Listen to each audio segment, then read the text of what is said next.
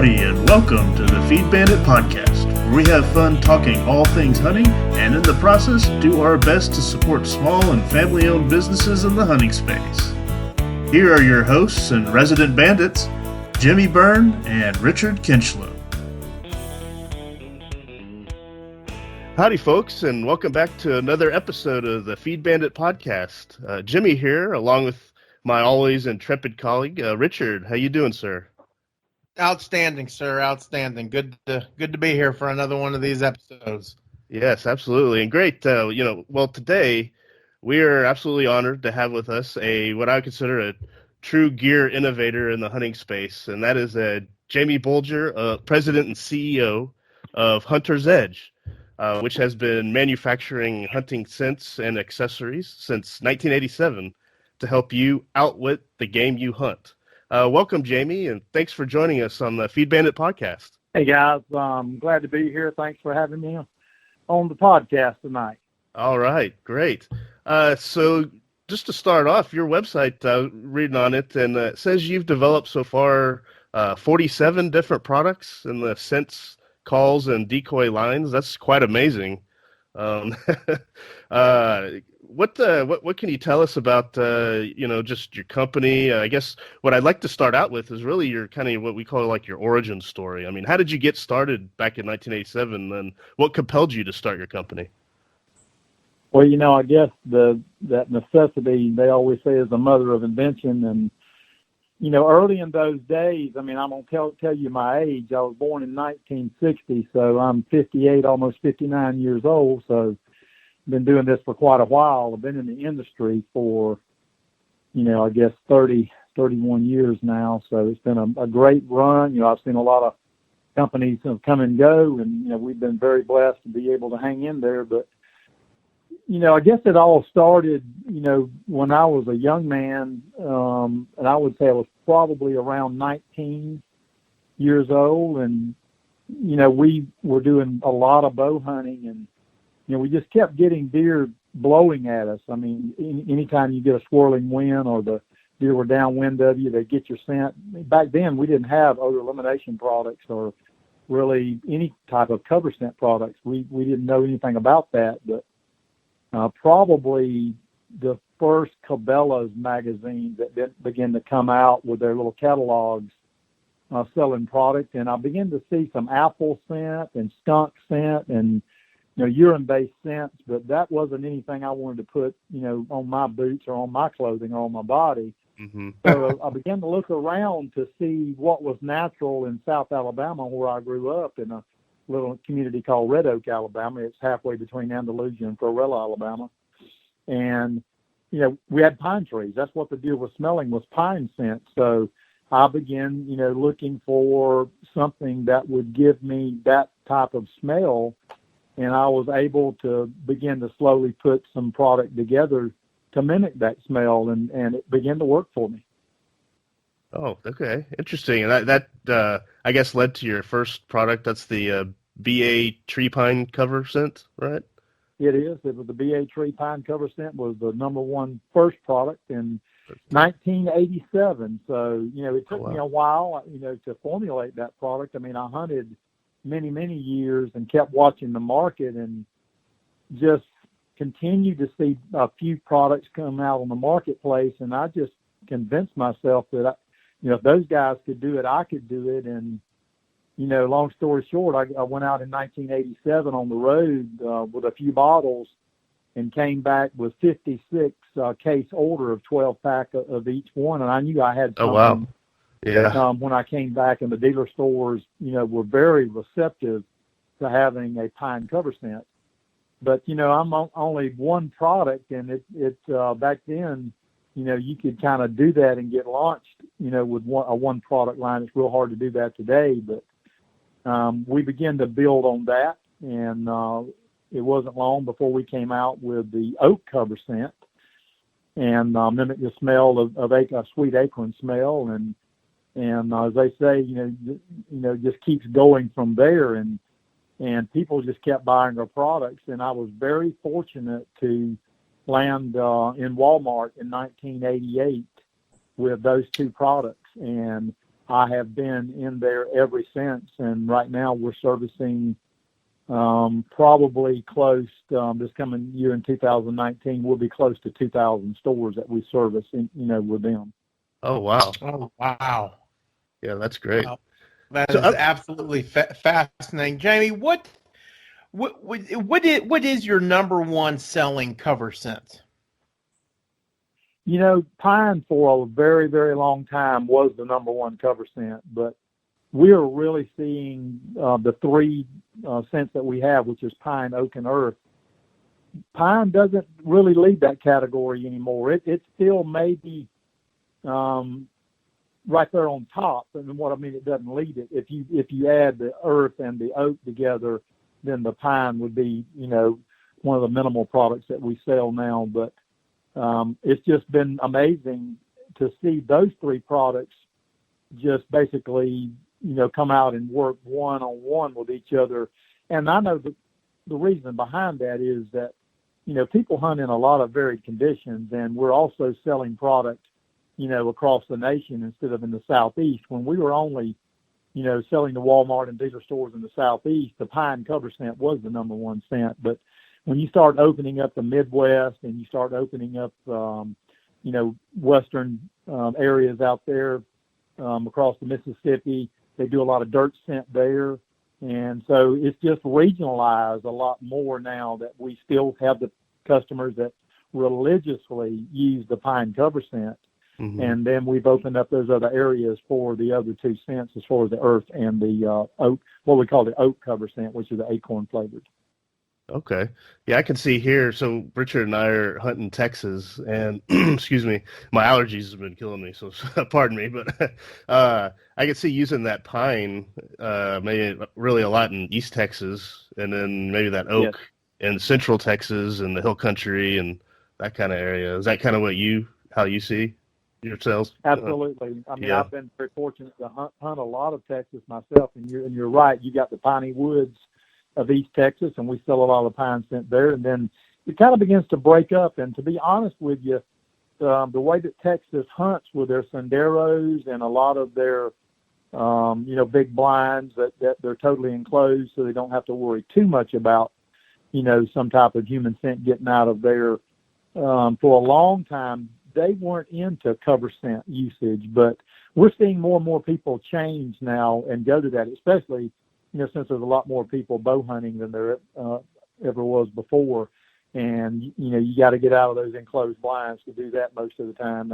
Don't get me wrong, there's still a lot of people that do a lot of ground blind hunting and have a lot of success with it. But in our opinion, the first thing that you have to do, and I remember back when I first started in this industry, you may not know this, but I worked in Brewton, Alabama. I was hired as the national sales manager for a company called Eddie Salter Calls, if you know who Eddie Salter is.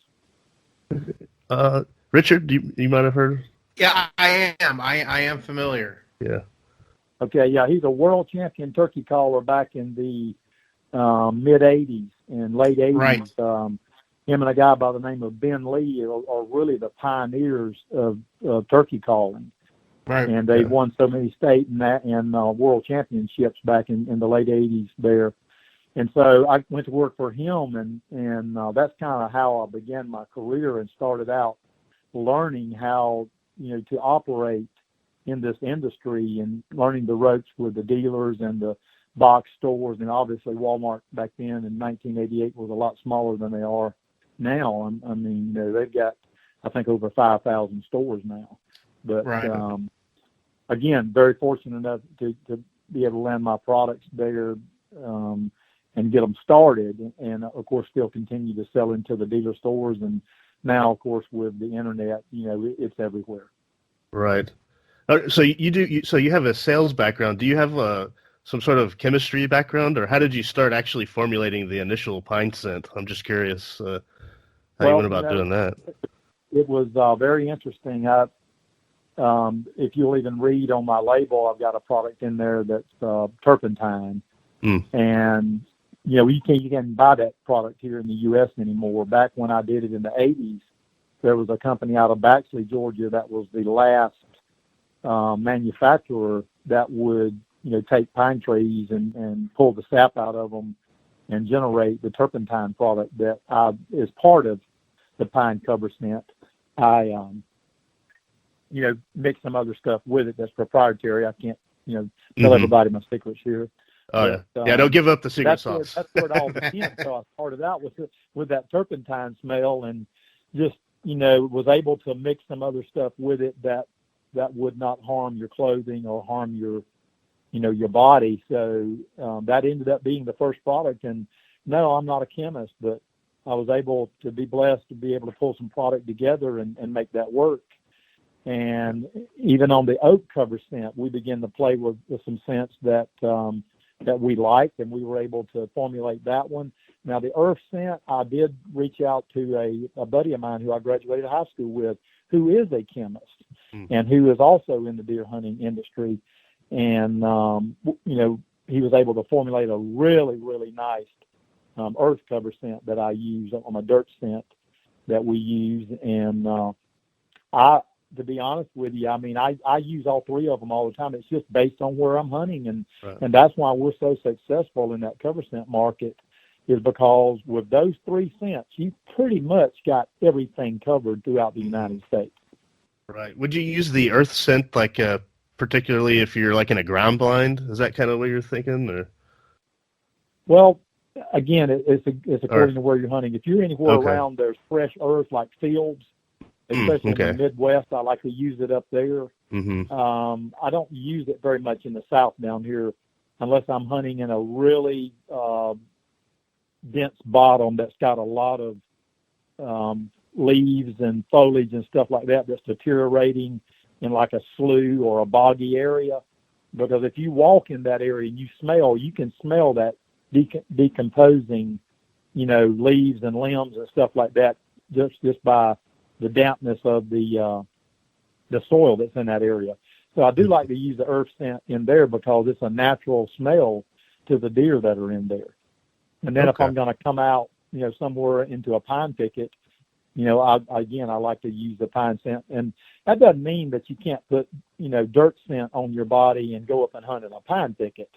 I mean, because we have it available, I just try to use, the scent in the area that I'm hunting. If I'm going up in the Midwest, I'm usually using the acorn scent because they have a lot of white oaks and different flavored acorns up there that are just, heavily producing trees that are always falling some type of acorn up there. But most of them are white oak with that sweet smell, and that's why the oak cover scent has that smell to it. Okay.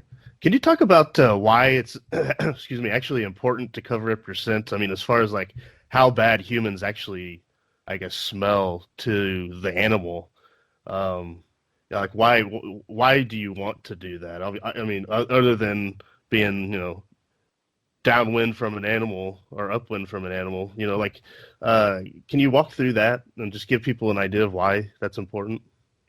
Absolutely. And remember, I evolved out of an era that we didn't have anything called odor elimination products.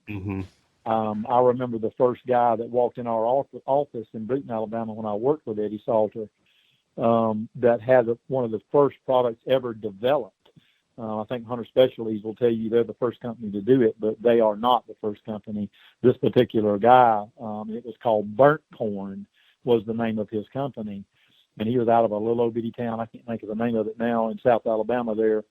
And he was really the first guy that ever came up, in my opinion, that I remember, with an odor elimination product. And even then, we didn't jump on it as a company. We just kind of stayed with the cover scents because nobody really knew anything about it. And we all had to be educated about molecular, buildup of a composition of the human anatomy to show how body odor, takes place within us. And it don't take you long to find out if you don't put any, underarm deodorant on and you're working. Well, after a while, you can begin to smell yourself or smell your buddy working beside you. So, it is a chemical process that takes place within our body. And, deer smell that. And I don't know what the parts per million that they claim that a deer smells more than us, but, most everybody will tell you that a deer smells 100 times better than what we do.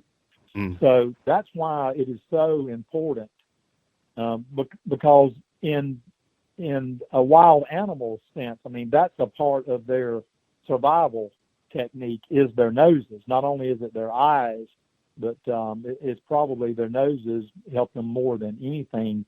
And that's why you get deer that try to keep the wind in their face whenever they're coming into food plots or out in the open areas, or even just feeding through the woods. You'll find, especially the bigger deer, the more mature bucks and everything, they're going to put the wind in their favor so they can smell if there's any danger. So it's so important to do that. And we realize that with the cover scents, and the way the cover scent worked to begin with, and still does, it just works better when you use it in connection with the odor elimination product. But just take, for example, like this: if that you're in the woods and a deer smells you, and he gets a good whiff of you, he knows that is danger, and he's going to bolt and blow and get out of there.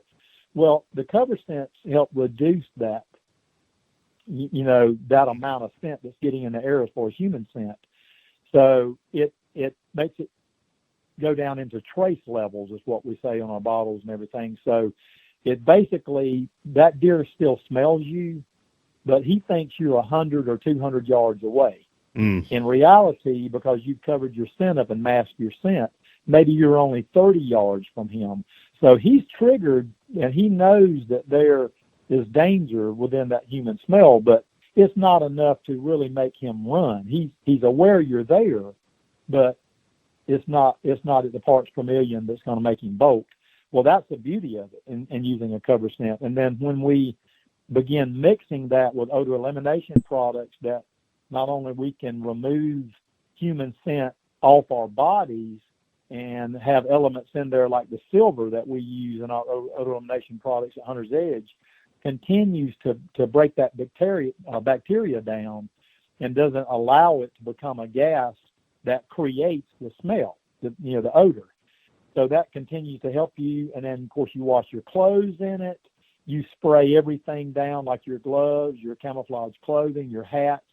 Anywhere that you've got heat rising from your body, you want to, pay special and close attention to those areas with the odor elimination product or a cover scent product. So early on, as we began to use these odor elimination products, we found out that our cover scents were so much better using them in conjunction with that, because we had destroyed our human scent down to trace levels, and now we could take that pine, oak, or earth cover scent smell and continue to reduce the amount of human scent that's going out into the air. Wow. Yeah, that's very interesting. I was going to say that is just an outstanding little segment there. I think that, especially for a lot of new hunters and kids and whatnot, I think they can really understand that last little segment, because it kind of breaks it down. I think that a lot of hunters think, okay, well, obviously I know I can't be loud, because if I'm loud, a deer is going to spook. I know if a deer sees me moving, he's going to spook. But I think that the science and really why a deer's most animals scent noses are so powerful. I think it's still a bit of a mystery, especially to a lot of young hunters and new hunters. And I think that's just an outstanding little tip there on the scents and how to use them. Yeah, for sure. Well, So we, a lot of people, a lot of our friends and us, we still hunt a lot out of deer blinds. And what I'm gathering here, that is probably a good idea to use at least a cover scent, probably both, but at least a cover scent, even if you're up in a deer blind, but you're still walking to the blind, right? And you may be walking through some brush and this type of thing, so where your odor's still going to get out there. So maybe would you agree that's still a good idea? I mean, because like you alluded to, some people sitting in blinds don't think that they need it, but they actually probably still do, because the windows are open and then you, like I said, you're walking to the blinds. Well, I found out a few years ago just how much the wind can swirl, when you're up in a tree. Mm-hmm. And it also does it in a ground blind. You got to understand that people that go in early, when the sun starts coming up, your scent starts rising. And then when it starts rising, before long, as the sun keeps coming up, you get wind currents that start beating that scent back around. And a few years ago, I took one of my products. I have a product called Deer Here that is a supercharged version of our oak cover scent. And the reason we say it's supercharged is, I guess it was around 1989, maybe 1990 when we began to use that product real effectively up in the Midwest. And I would spray the oak cover scent on the bottom of my rubber boots. And when I would walk into my deer stand, I would have deer trail me and come all the way into my deer stand and put their nose on the bottom rung. Wow. I mean, those smaller bucks, not a monster buck, just small basket rack 8-pointers, probably year and a half old deer, but they were so curious to that smell. They lick everything that I sprayed it on. So we found out through many more years of testing that product and changing some formulations that we found out what they were really attracted to. So we developed the new product that we have now. It's been out probably, I guess, about 4 to 5 years. It's called Deer Here. And we put it in a trigger sprayer so you can either mist it or trigger spray it. But this particular morning, I had it on mist because I wanted to see what my human scent was doing. And the sunbeams were coming in just perfectly filtered in the woods I was hunting in. And I began to trigger spray the mist. And I could see those molecules going out, at that particular time, it was going to the southeast of me. And they would swirl, they would go up, they would go down.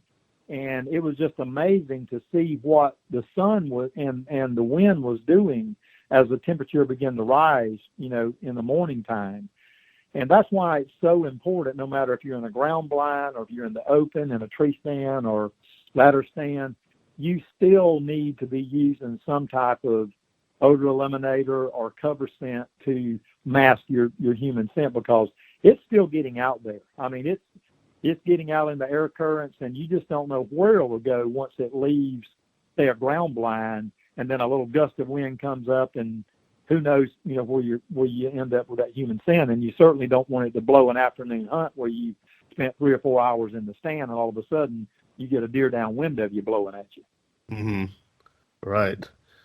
Can you talk about, I'm just curious about your process of, and you kind of alluded to this, of testing your products. I imagine it's pretty exhaustive, and it takes a lot of time, and, the environment doesn't always work for you or work with you. It's kind of hard for like a controlled test, I guess. But can you kind of talk about how you go about, once you feel you have the formulation or whatnot, how you actually get out there and test it and how much time that takes?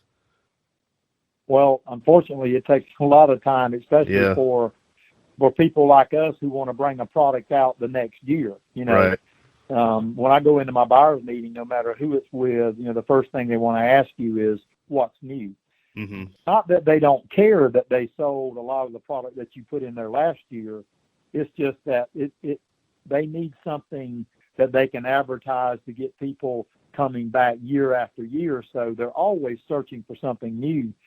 And we have to be real particular as a company, and I'm probably the world's worst, because I still own 100% of this company. And even though I've got my oldest son, Hunter, that the company's named after, he works as vice president every day with me, and eventually, he'll be the guy running this thing day to day when I decide to back down and get out of working so much. But it's enjoyable to me to build new products and to watch them be used in the marketplace. So just as long as I can continue to do that, I want to, because I enjoy that. I enjoy to see individuals have success with the products that we develop. And yes, it's a painstaking, long, time for some of these products to formulate them and get them just right. And then you have to go out and a lot of times I'm the guinea pig. I mean, I'm the guy that may blow a hunt because I'm spraying some type of scent that maybe the deer are not familiar with or they don't like for some reason. So yeah, I've had some big mistakes out there where I've, spooked some deer on some scent and maybe used it during the wrong time of the year, especially when it comes to urine-based products, that you got to use them in the right time of the year to make sure that you're, attracting the right animal at the right time. But it's painstaking, and it's something that we're proud of. Once we do launch a product, you can bet we put, hundreds and hundreds of hours in behind making sure that product is going to be successful in the field. Mm-hmm. That's great. I think that's a good segue into really how we kind of got to know you, talking about products, where Richard and I both have your Mac Daddy Caddy. Yeah. We deployed them and used them this last dove season for the first time, and you could really tell all the effort and the thought that you put into designing it with everything that goes into it. You agree with me, Richard, right? I mean, I 100% agree. I have, again, we talked about on the product review we did about the Mac Daddy Caddy, and we did a dove hunting podcast about it. You've quite literally thought of everything. Well, okay, there is one thing. You need to put some sort of homing device in there. That way it actually brings the birds to right. you. I'm sure it'll be outlawed the following year, but no. The dove call? Yeah. Thumbs up on that product. It's literally been a dream come true for me. So it's been fantastic.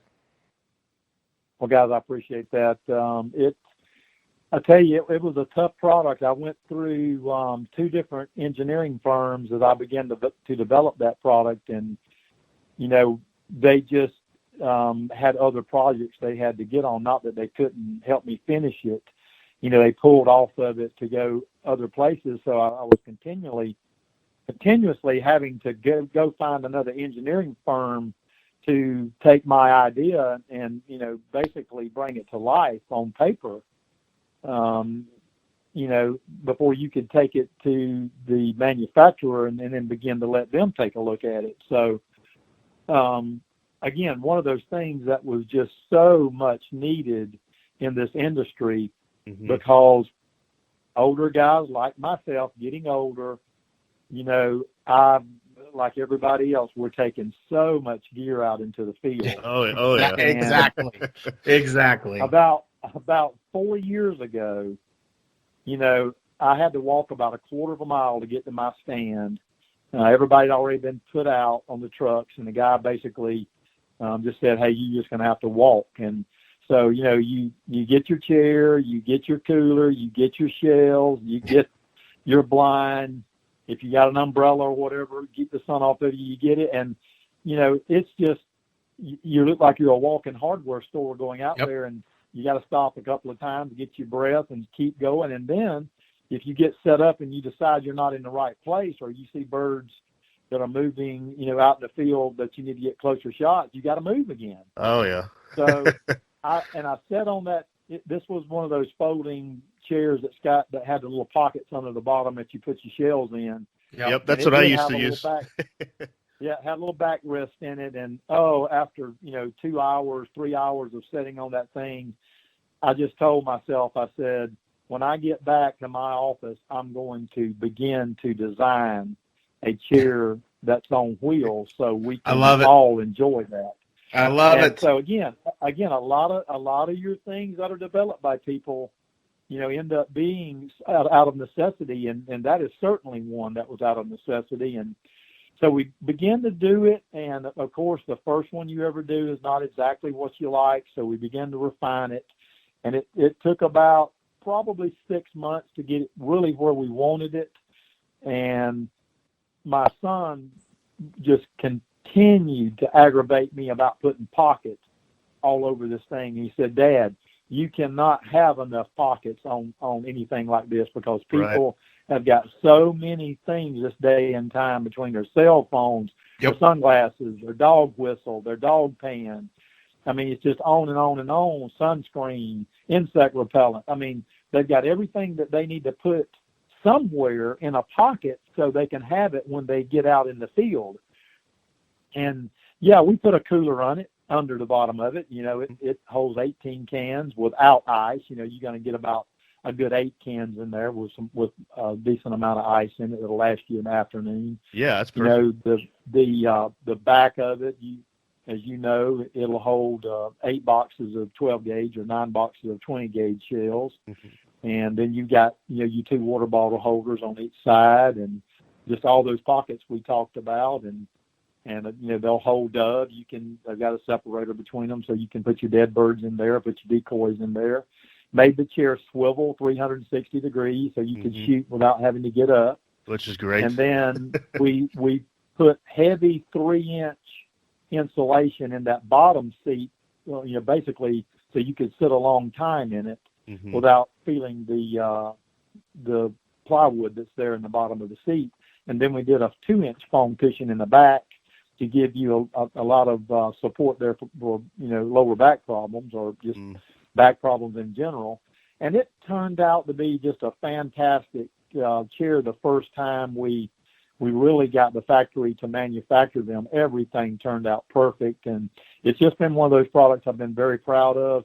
We're not going to change it very much. I mean, we did come back and we beefed up the 2 clips on the back just a little bit. We found that they needed to be just a hair thicker and to give a little bit more substance to that back of the chair when you're moving it and pulling it back and forth to your stand location, or whether it's hunting. And, the good thing about that product is, guys, it's not only for dove hunting. You can go to tailgating events with it with your favorite football team. You can take it to your daughter's soccer game or kid's soccer game, and just anywhere that you need a chair and a cooler at the same time, whether it's camping or fishing or anything like that, you can, use the Mac Daddy Caddy chair. Yep.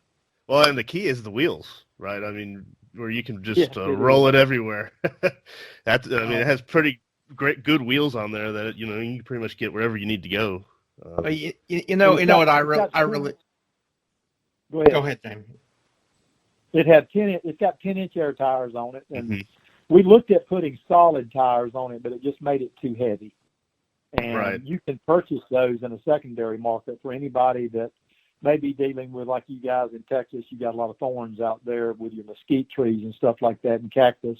So if you are experiencing that you're having to, air those tires up for a little leak for some reason, you can buy, I think Tractor Supply handles them. I'm sure some other people do as well. You can just Google, 10-inch solid tires, and they'll give you several different options. And they're not that expensive, but we did notice that it made it, heavier. It made it harder to pull.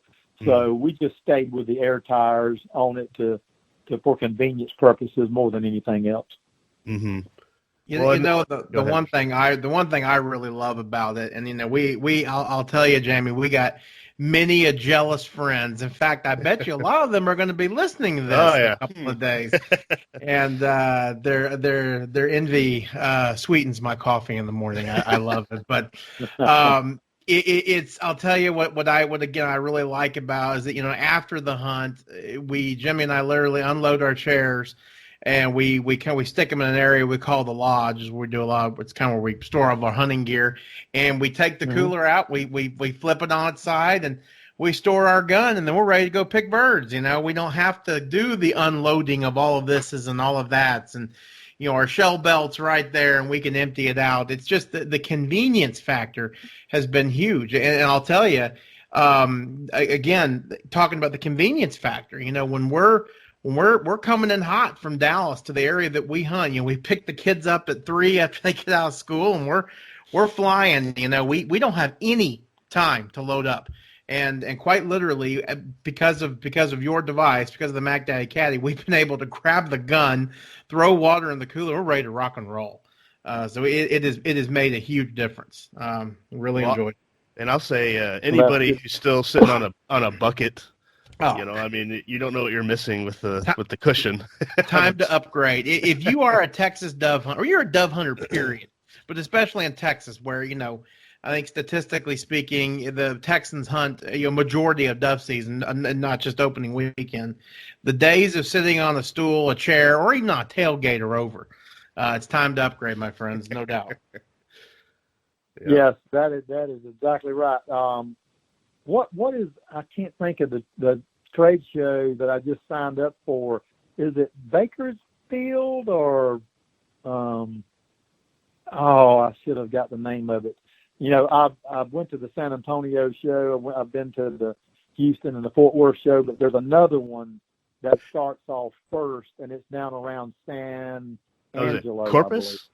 Or no, it's not no. Corpus. Oh. I can't think of but I'm going to be there. They say that's a really big dove hunting area for South Texas. Okay. It is definitely. Yeah, I tell you, another one that you ought to think about is the Dallas Safari Show. Yes, sir. Yep, Dallas Safari Show is here in Dallas. Obviously, Dallas Safari Club is a huge hunting organization that gets has an outstanding attendance, I'm told. Right. I'd like to get in there. I think that what I have seen is that they've been sold out of booth space there for quite a while. I have a really good friend of mine that runs a plantation down here called Southwind Plantation, a big 5-star quail hunting plantation, and they've been trying to get in that show for a couple of years, and it's been sold out. But I totally agree. So I'll look into that. I appreciate that tidbit of the little tip on trying to get in that show. We are actually going back to the SHOT Show for the first time. If people don't know what that stands for, it's the Shooting Hunting Outdoor Trade Show. It's the largest show in the nation for, you know, our industry. Right. And I was able, I quit going back around 2010 to develop a lot of these new products, because I was just basically showing the same thing over and over again every year. And then once I dropped out, it's been so hard to get back into that show because it stays sold out. But we'll be back there this year for the first time. So we're looking for some really good things to happen with our company and getting Mac Daddy in front of a lot of dealer stores that have never seen this product before. Mm-hmm. Outstanding. Because one of the things we did get from a lot of people calling us from Texas and surrounding states that are big dove hunting states, such as Georgia here in South Carolina, big dove hunting states, they couldn't find it anywhere. They were asking us, you know, what dealers, you know, carry the product, and we were just very limited on who we had dealer-wise that was carrying, you know, the product. You pretty much had to catch us at a trade show or ordering online from us. Higginbotham Brothers was one of the stores that was a chain of like hardware stores that picked the product up first there, and they sold out of them pretty early and did not reorder them. So I'm hoping this year they'll come back and place another good order with me and get them back out there. And, you know, one of the things you guys are going to like that's going to come out this year, we're putting a retractable canopy on the chair this year where you'll have shade on the chair. Oh, I love it. Nice. And just a little more tidbit, and I know is changing gears on that. We're also launching the first beach chair on wheels that'll be out this year for your enjoyment, pleasure, for your wives or kids or whoever's going to the beach every year. All right. Outstanding. I love it. It's just a natural extension. That's great. It's going to be pretty cool. We'll have those at the trade show too, because, you know, the ladies who are there, they need something to purchase as well. That's right. No doubt. No doubt. Well, along those lines, is there any other products in addition to that you're working on that will be coming out soon that you might want to talk about? Or? Well, we haven't talked much about my decoy products, yes. And you're talking about the things that you can do to get those doves closer to your chair. We're redesigning a product that I launched about 6 years ago called the Dove Feeding Frenzy. We've had that product out for a little while. We had a motor problem with it. The first company I had do that out of China, because we don't make anything here, as you well know, so you got to get most of this stuff built over there. Sure. And the guys did not put the motor that I chose to go in that unit. Mm-hmm. And I wasn't there to really watch the quality, the Q&A that needed to be done. So they basically, to save themselves money and put some money in their pocket, they put a cheaper motor in it. And we, just experienced some problems where after a little while, the gears would strip on that motor, and, you'd need to, get another one. And of course, what we did as a company, and you'll find this about Hunter's Edge, I replaced probably half of what I sold that year with new units that we rebuilt the motors in. Oh, man. And wow. It cost my company a lot of money to do that, but Yeah. that's who we are as far as customer service. Mm-hmm. The customer comes, he's number one. We'll do everything we can to make you guys happy out there. If you buy a Hunter's Edge product and are not happy, just call us. I mean, you don't have to take it back to the store you purchased it from. Call us direct, and let's figure out what the problem is and see if we can't work through it and get you something that you'll be happy with. And, we did that, and Mm-hmm. it cost us a lot of money and a lot of time and a lot of anguish.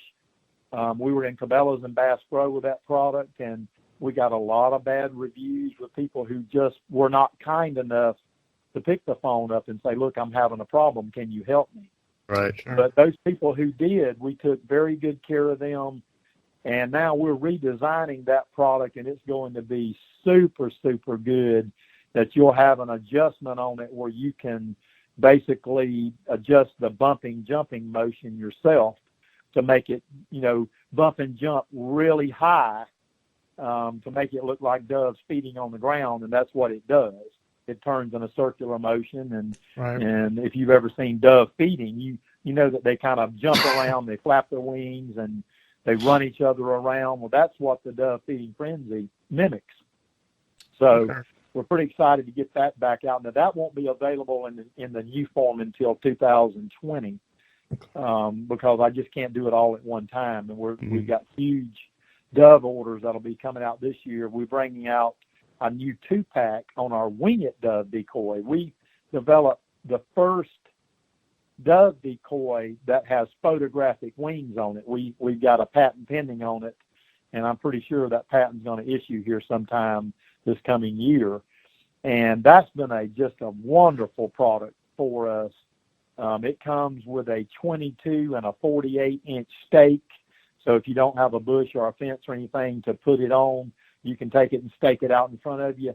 Sure. And it doesn't take but like a 1 mile an hour wind to make the wings move on the Wing It Dove decoy. And they're so lifelike. The dove will just pivot on that stake into the wind, whichever direction it's going, and the wings will flap. I know if you go to my website, you can go there and click on a video, and I show you where I've got a couple of dove decoys that are without wings on a barbed wire fence, and then I put a couple of the Wing It Dove decoys there beside them, and it's just day and night, the difference in the way those birds look when you've got those plastic wings flapping in the wind. Well, I have to agree with you. So I have the dove feeding frenzy.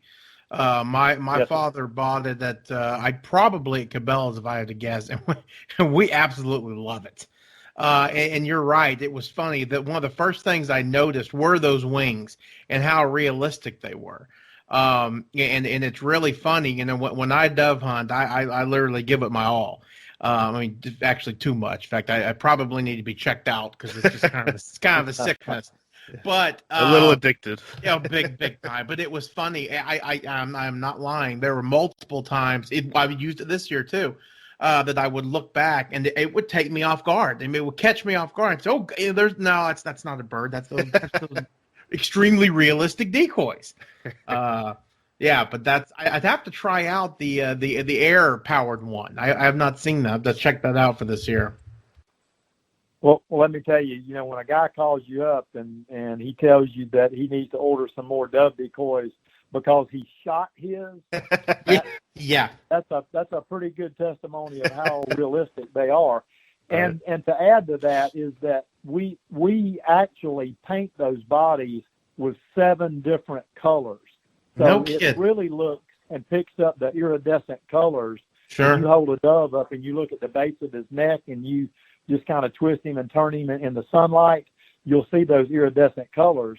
And Sure. so we actually, those are all hand painted with those iridescent colors on them. And you just put that wing that moves with a 1 mile an hour wind on the back of that thing. And the realism is just incredible in it. And that's what's really separated, this decoy from some of my competition out there. And they're so easy to put up, to take down, take the wings off, or either just clip them underneath the bottom clip, and you're ready to go next year wherever you put them up, and in your storage place they'll be right there. And we sell replacement wings for those which the dogs chew up, because we get that all the time.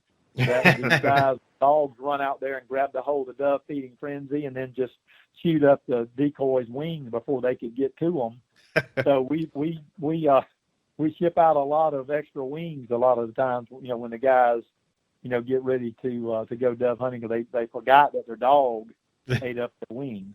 God, that is funny. I'm surprised my dog hadn't done that. That's funny. So we've done that product. We're coming out with we did a 3-pack last year.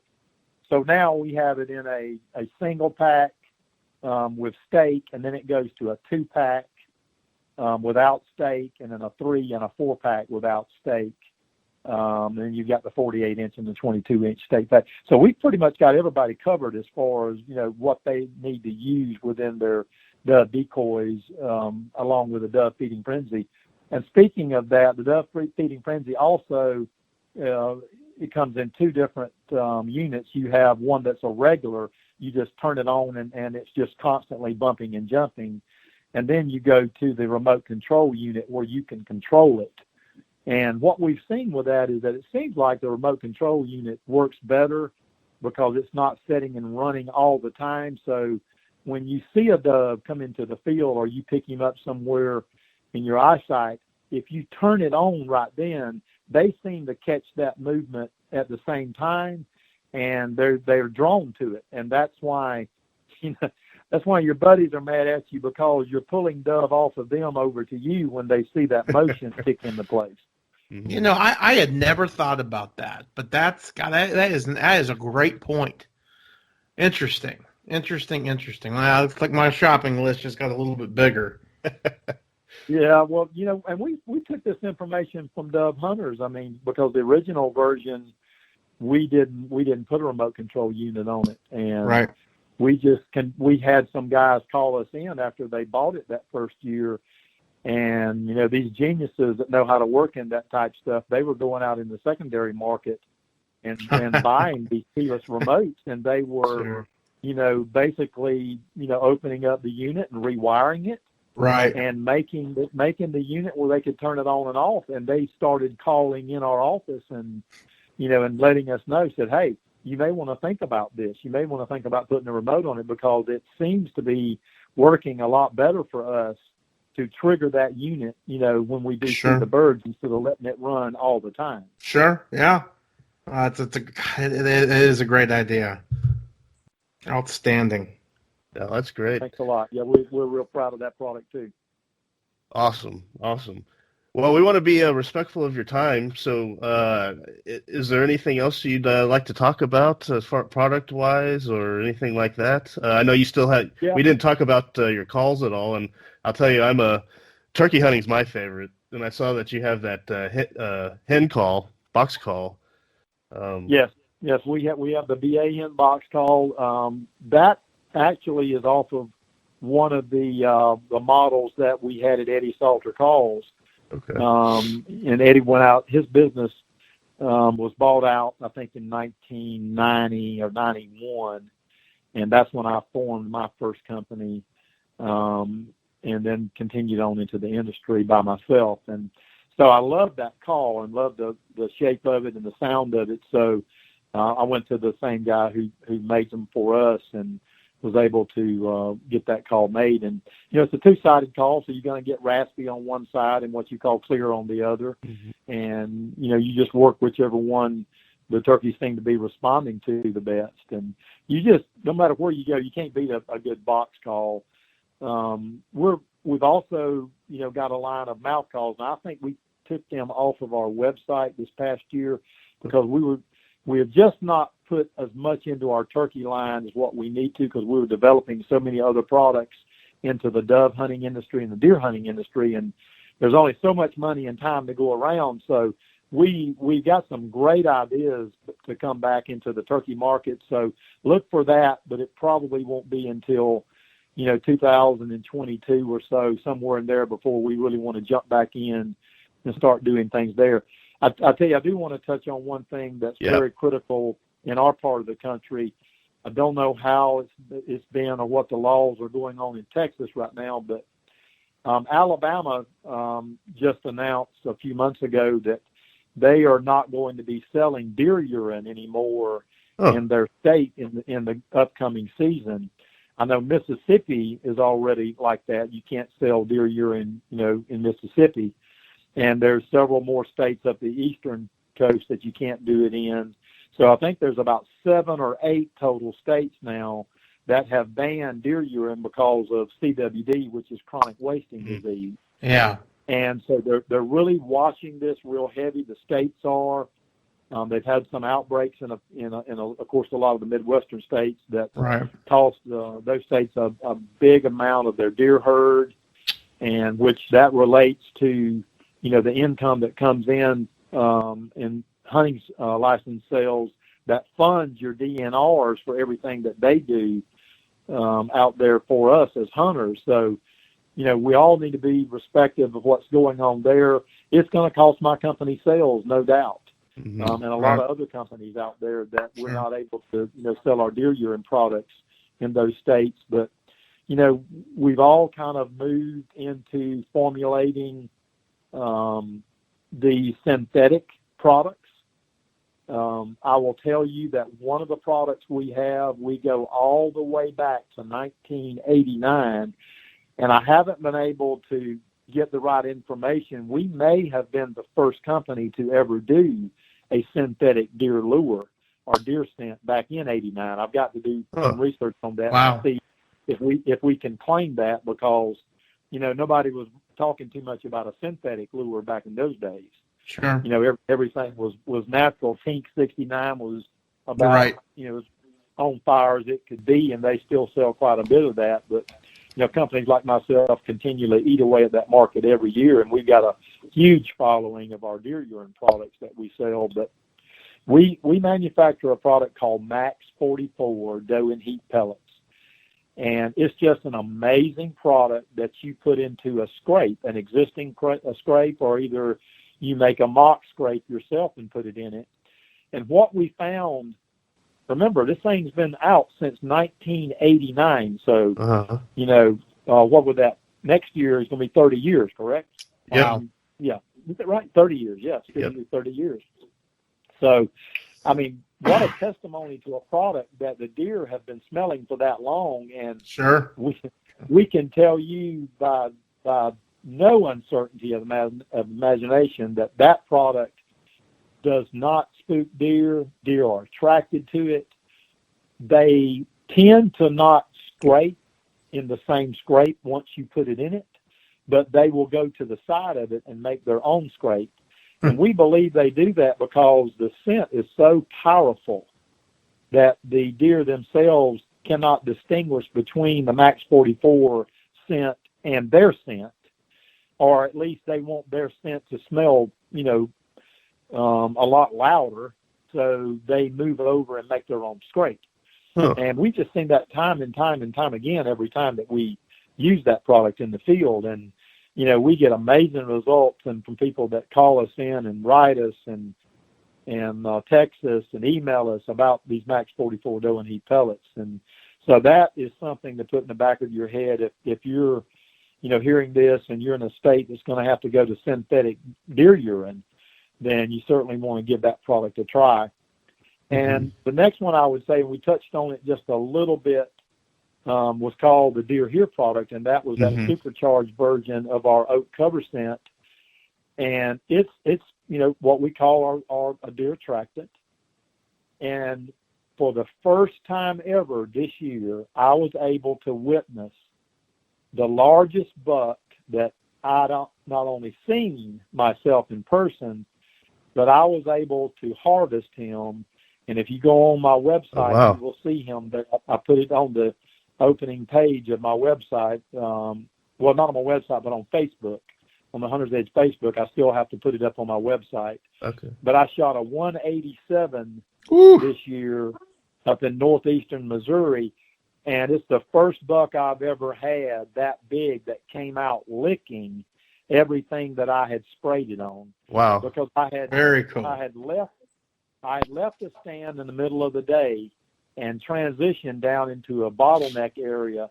And every time that I go over a deer trail, when I cross it, I will take my Deer Here product and I will trigger spray it, and I will spray the grass, the limbs, the leaves, the bushes, anything that trigger sprayer will reach, which is about an 8-foot area, I spray it. So I crossed over that trail, and that's where the doe and yearling came out, and this doe obviously was in full rut, and he came out behind her, grunting behind her, and I shot him at 45 steps behind that doe, but he was licking on everything that I had sprayed that Deer Here product on. Wow. That is and awesome. So that's just, to me, an amazing testimony to have that big a buck, right, lick my product and not be scared of it, that it did not alert him. We knew that it would do it with does and 2- and 3-year-old deer, but had no idea it would do it with a 4- or 5-year-old buck that should be a very, very seasoned buck that doesn't really put up with a lot of extra scent, no matter whose scent it is. Well, I'm looking at him right here, and boy, that is a dandy. Holy cow! Yes, sir. That I'm so proud of that. I had no idea what I would do this year, because I went back hunting in an area up there that I had harvested a 168 and a 176 over the last 5 years. Mm-hmm. And to me, I've got to shoot something over a 176, and I just didn't know if it would ever happen. I mean, you're talking serious sure. deer. I mean, sure. And not to say that I'm any better hunter than anybody else. I've just been, like my son tells me, he said, "Dad, you are the luckiest guy I've ever seen in my life." I know a few of them too. I would rather be lucky than good any day. Right. Absolutely. And just very, very blessed. I mean, God has just blessed me with not only to be able to hunt, but be able to read sign and be able to take advantage of some hunting situations where I know possibly where the deer should be, not like that they're always there, but I just try to do my homework. I try to stay as scent-free as I can, and then I'm using the products that we developed at Hunter's Edge over the years to help, get me a step closer to harvesting something like that. And Lord have mercy, I've really got my job cut out for me now to get something over a 187. Right. Yeah. But it'll be fun trying, guys. I guarantee you that. Absolutely. Oh, absolutely. Yeah, that book, that's the ultimate affirmation of the effectiveness of your product. That's really, really cool. Really cool. Would you mind if we... It's really hard for me to promote it. Yeah. I'm a very humble guy when it comes to that. I would prefer to have, just like you guys have told me tonight, that you love the Mac Daddy Caddy because of the features and what it has allowed you guys to do. Comfort, convenience, and mobility. Those are the three things that chair has allowed you guys to do.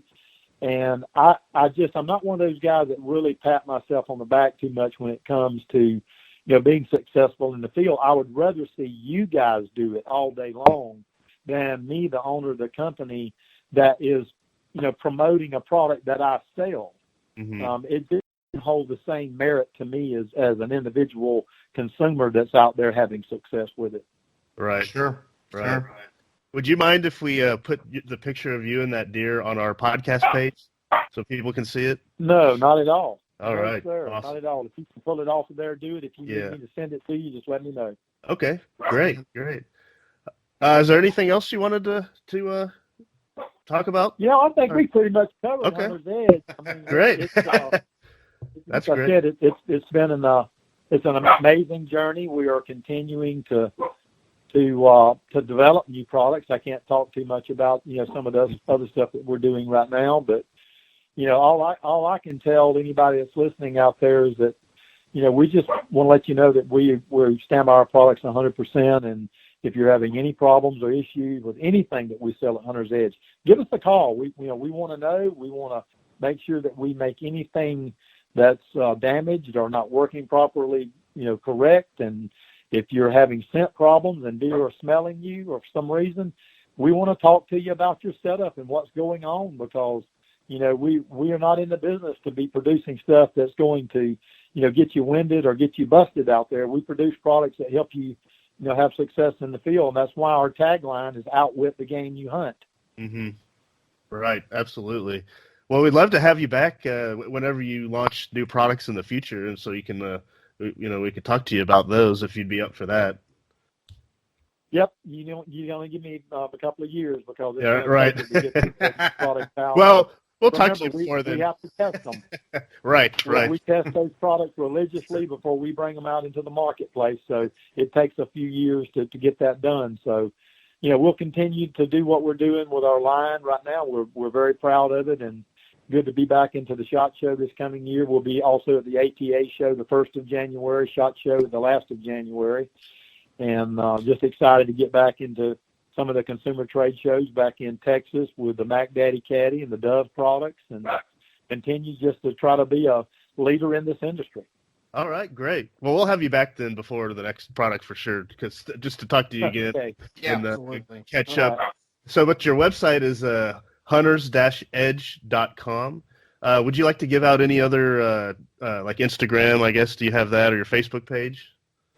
We don't do a really good job with our Instagram or Twitter page, but Facebook, you can just find it under Hunter's Edge. There's a couple of different companies named that's there, but you'll see our products. It'll talk about the Hunter's Edge brand of products. And I think there's a tree stand company, a binocular company that's under that same Hunter's Edge. I think there's even a horse stable or something that's under that name. But we usually come up pretty high in the searches whenever you put us in a search engine somewhere enough that we get a lot of people taking views on our pages. All right. Well, if folks just type in hunters-edge.com, that's hunters-edge.com, you'll go straight to your website, and they can see all of the awesome products you have there. And they can buy them through your website, right? Is that correct? They can. They surely can. They can buy them. Most of our products are offered there, and we're beginning to get out, of course, into the Amazon and Walmart.com markets as well, and there's other dealer stores that are beginning to pick us up that have their own website. So just find us wherever you like to shop, and a lot of times it's at your better sporting goods stores. Okay, great. Well, folks, check out Hunter's Edge over at hunters-edge.com for innovative hunting scents and accessories, such as decoys and, of course, the Mac Daddy Caddy that we talked about and all the other products that we talked about on this episode. And thank you very much, sir, for your time. It's been a real pleasure. Hey, guys, it's been wonderful to talk to you tonight, and I hope that the listening audience got something out of the conversation, and I feel good about what we talked about tonight, and I really do expect you guys to call me back in another year or so here, and let's do it again. All right. Yeah, sounds great. Thank you, Jamie. Appreciate it. Yes, sir. Y'all come to see me at the trade shows. We'll do. Thank you. Okay, have a good evening. Bye-bye. Bye. That was Jamie Bulger, the president and CEO of Hunter's Edge. Again, you can go and find his products over at hunters-edge.com, where you can find all the products we talked about. Great stuff that really help you out in the field. You have anything else to add, Richard, before we sign off tonight? That was real enjoyable. I mean, you talk about a guy who is just absolutely passionate about what he does. And quite frankly, I think he's a great example of somebody who probably, we didn't get into any of the fine details, but he probably risked it all to go out there and to follow his passion. And look at him. The guy probably wakes up with a smile on his face. And that's just, I think that's a lesson to all of us. I really do, to follow your dream. Also, something that I just am extremely impressed about, which is something you hear a lot about this day and age, but I'm not sure that it's really happening a lot, is, integrity, and truly wanting, to help out your customer, it's not like, these scents are, like a Maserati, Right. These scents, I'm not sure how much they cost, but if what Jamie was saying, if there's an issue, if there's something going on, they want to help you with them, Yep. regardless of the fact that maybe you spent $10 or whatever. You just don't see that. Well, and your feedback would help them, just to further refine it. No doubt. Refine the product. So Absolutely. And that goes really probably for any manufacturer out there, rather than, like he mentioned, some people with the Dove frenzy, just unfortunately resorted to negative reviews rather than just give them a call, Absolutely. and say, Absolutely. hey, I got a problem with this, and that's awesome that they stand behind the product. No doubt. We'll make it right. Absolutely. Absolutely. That's again.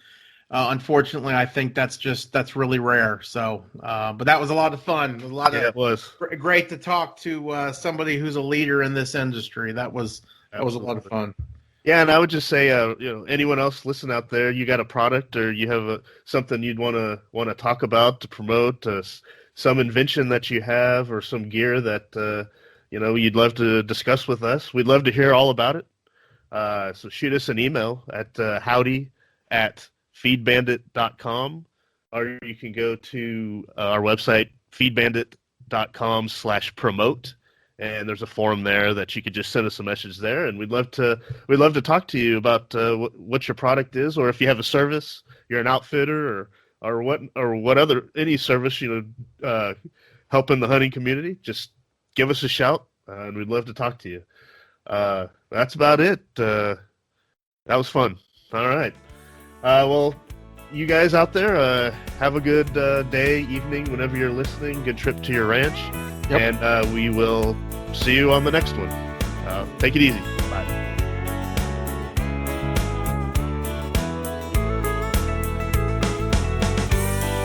Thanks for listening to the Feed Bandit podcast.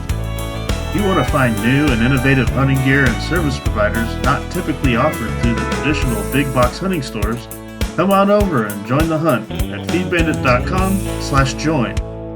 When you join, as a bonus, you'll get our entertaining free e-guide of unique hunting tips and tricks. And a reminder to all you small businesses, feed stores, gear inventors, or entrepreneurs in the hunting space, if you'd like to get more exposure to potential customers by being featured on the Feed Bandit podcast, please let us know. We'd love to discuss what we can do for you and your business. Go to feedbandit.com/promote. We hope you enjoyed this episode. If you did, please give us a rating and review on iTunes, as it would really help us out. Go to feedbandit.com/iTunes. Thanks everyone for listening. Until next time, please remember to support your local feed store.